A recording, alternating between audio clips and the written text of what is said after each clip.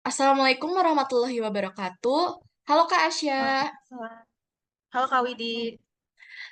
Kak Asya, terima kasih sudah menyempatkan waktunya buat melihat dari pembuatan SOP ini. Sebelumnya, perkenalkan kembali nama saya Widyarti Putri Kinasi dengan NPM 2403102300007. Pada kali ini saya akan mempresentasikan pembuatan SOP untuk tugas dari mata kuliah gambar teknik yang diampu oleh Pak Dwi Purnomo.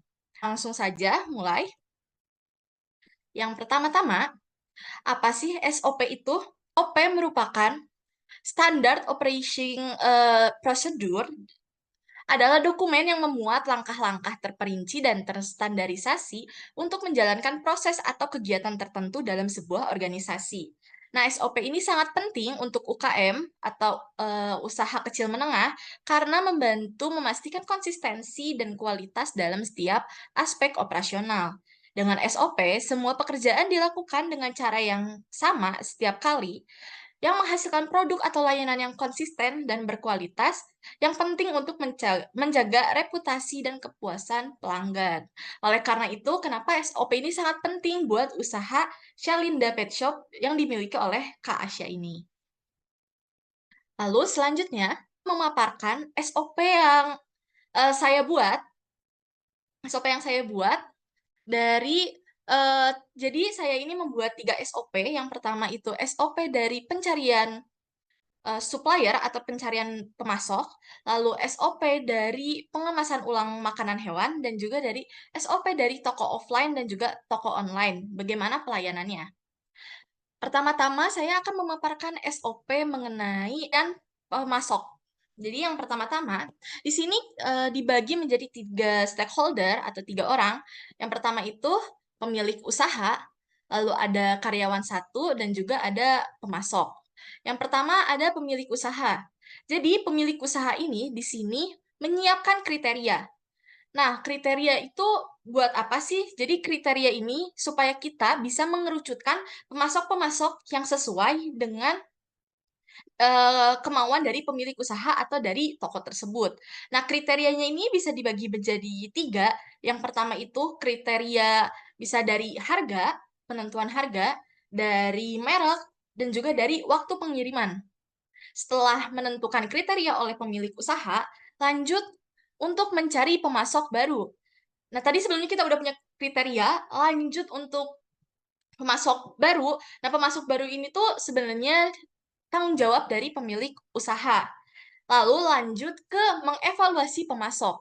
Nah, jadi kita bisa lihat di diagram sini, mengevaluasi pemasok itu tugasnya karyawan satu. Buat apa sih dievaluasi pemasok ini? Seperti yang saya sudah jelaskan sebelumnya, mengevaluasi pemasok ini berfungsi untuk produknya ini tuh bisa sesuai, bisa jelas dengan kemauan si pemilik usaha. Oleh karena itu harus dievaluasi. Nah, kenapa dievaluasinya sama karyawan satu? Karena karyawan satu ini tuh memiliki fungsi atau tugas untuk mengevaluasi dan juga perpanjangan tangan dari si pemasok. Setelah kita mengevaluasi pemasok, lanjut ke pertanyaan, apakah kriteria terpenuhi? Kriteria sebelumnya yang seperti saya sebutkan itu ada kriteria harga, kriteria pemerek, dan juga kriteria waktu pengiriman itu sesuai gaya sama kemauan dari si toko, dari Shalinda Pet Shop ini. Nah, apabila tidak, kita bisa lihat di diagram sini, kalau tidak itu kita bisa mencari kembali pemasok baru. Dan apabila kriterianya sudah sesuai, bisa lanjut menandatangani kontrak. Tangani kontrak ini tuh bisa dari pemasok menandatangani kontrak dan juga pemilik usaha menandatangani kontrak. Lalu lanjut ke dokumen kontrak dan prosedur dari SOP pencarian pemasok ini selesai. Lalu lanjut ke SOP berikutnya, yaitu SOP dalam pengemasan. Dari pengemasan makanan ulang. Nah, jadi kita itu dibagi di sini dibagi juga jadi 3 stakeholder.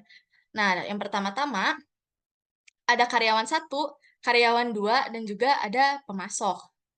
Jadi di sini karyawan satu itu kan dia sebenarnya udah punya tugas di SOP dari pencarian pemasok. Nah, dia juga di sini tuh di SOP pengemasan produk ulang ini tuh punya tugas untuk menerima produk dari pemasok. Karena dia perpanjangan tangan dari pemasok, jadi di pengemasan ulang ini tuh pemasoknya itu lewat dari si karyawan satu. Habis itu lanjut untuk mempersiapkan pengemasan. Nah, mempersiapkan pengemasan ini tuh bisa jadi di pengemasan ada tempatnya disterilisasi, lalu tempatnya ditata dengan baik supaya nanti kerjanya efektif. Lanjut, di diagram yang sebelah sini ada tugas dari karyawan 2. Karyawan 2 itu tugasnya memeriksa produk. Memeriksa produknya tuh kenapa harus diperiksa produknya? Karena apabila cacat atau tidak sesuai, di sini ada pertanyaan, produk sesuai standar atau tidak? Semisalnya cacat ataupun tidak sesuai, kita bisa kembalikan produk itu ke pemasok. Apabila sudah sesuai standar, produknya sudah bagus, produknya sudah layak, lanjut ke menimbang produk. Nah, menimbang produk ini tuh bisa sesuai dengan takaran yang kita punya. Misalnya kita menjual 250 gram atau menjual 500 gram. Lalu lanjut memasukkan produk ke dalam kemasan repack. Setelah memasukkan produk ke kemasan repack, lanjut menyegel kemasan. Nah, dalam proses pensegelan kemasan ini tuh harus dengan hati-hati dan telaten, apabila tidak nanti produk akan berceceran. Oleh karena itu, segelnya harus rapi dan juga harus rapat. Lalu lanjut melabeli produk. Nah, melabeli produk di sini itu produknya harus punya label, ada 3 label yang penting. Yang pertama itu mereknya, yang kedua itu tanggal kadaluarsa, dan yang ketiga itu jenis untuk hewan apa. Nah, apabila tidak ada hal-hal tersebut di label, ditakutkan adanya misleading dari makanan tersebut. Lalu lanjut di sini ada tombol decision, ada produk siap disimpan. Nah, apakah produknya itu sudah siap disimpan? Apabila belum, karena segelnya tidak rapat dan juga labelnya tidak sesuai, kita balik lagi ke atas, menyegel ulang kemasan dan melabeli produk ulang. Nah, apabila sudah sesuai, lanjut ke menyimpan produk di gudang. Dan proses dari SOP itu pun selesai. Lalu lanjut ke SOP ketiga. Nah, di SOP ketiga ini, SOP pelayanan toko online dan toko offline, saya membagi menjadi dua. Yang pertama itu SOP untuk pelayanan di toko offline dan juga SOP untuk pelayanan di toko online. Nah, untuk SOP di toko offline itu, di sini dibagi menjadi 3 stakeholder. Yang pertama ada karyawan 3, ada karyawan 4, dan juga ada pelanggan. Pertama-tama, dari karyawan 3 dulu. Nah, karyawan 3 ini memiliki tugas untuk menyiapkan toko. Menyiapkan toko itu seperti apa sih? Jadi menyiapkan toko itu dia membersihkan toko, lalu membersihkan interior, habis itu menyiapkan sistem kasir agar supaya ada pelanggan datang itu bisa langsung kerja dengan efektif. Lalu lanjut berikutnya ada menerima stok barang. Nah, menerima stok barang ini tuh jadi tugasnya karyawan 3. Dan lanjut untuk menata barang di etalase. Nah, menata barang di etalase ini tuh harus sesuai, harus kayak rapi, harus terlihat menarik di mata pelanggan supaya pelanggan ingin membeli produk tersebut. Lalu lanjut ke karyawan 4. Nah, karyawan 4 ini dia lebih ke operasionalnya pada saat di toko. Jadi yang pertama itu dia yang langsung ketemu sama pelanggan. Oleh karena itu dia menyapa pelanggan dengan sopan. Lalu lanjut pelanggan ini memilih produk, lanjut pelanggan melakukan pembayaran, dan karyawan 4 ini lanjut mengemas produk. Setelah mengemas produk, produk itu diserahkan ke pelanggan, lalu pelanggan mendapatkan produk. Nah, dari sini karyawan 4 itu punya tugas untuk menanyakan keluhan dari pelanggan. Apakah ada keluhan dari pelayanan atau dari makanannya atau dari alat-alat yang dibeli? Nah, apabila tidak, pelanggan berarti merasa puas dan selesai. Namun apabila terdapat, nah, kita bisa meminta ulasan dan juga menjadikan ulasan sebagai evaluasi dari toko, lalu selesai. Lanjut ke SOP yang terakhir, yaitu SOP pelayanan dari toko online. Di sini kita dibagi menjadi 3 stakeholder atau 3 orang. Pertama itu ada karyawan 3, ada jasa kirim, dan juga ada pelanggan. Yang pertama-tama itu dimulai dari karyawan 3. Nah, karyawan 3 itu dia menerima dan memeriksa pesanan. Karena Shalinda Pet Shop ini memiliki toko di e-commerce Tokopedia, jadi dia menerima pesanan dari Tokopedia, lalu memeriksa pesanan tersebut apakah sudah valid atau belum. Lalu lanjut memeriksa stok produk. Nah, di stok produk ini tuh harus hati-hati apakah ada barang yang kurang dari pesanan atau tidak ada atau pas.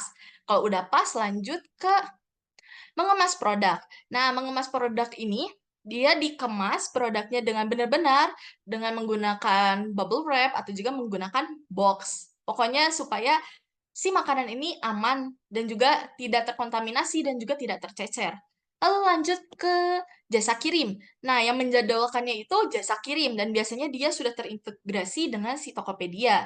Lalu setelah menjadwalkan pengiriman, selanjutnya adalah mengambil paket oleh kurir. Jadi kurir ini akan mendatangi si toko, lalu toko itu nanti akan menyerahkan produk atau barang yang akan kita kirim ke pelanggan.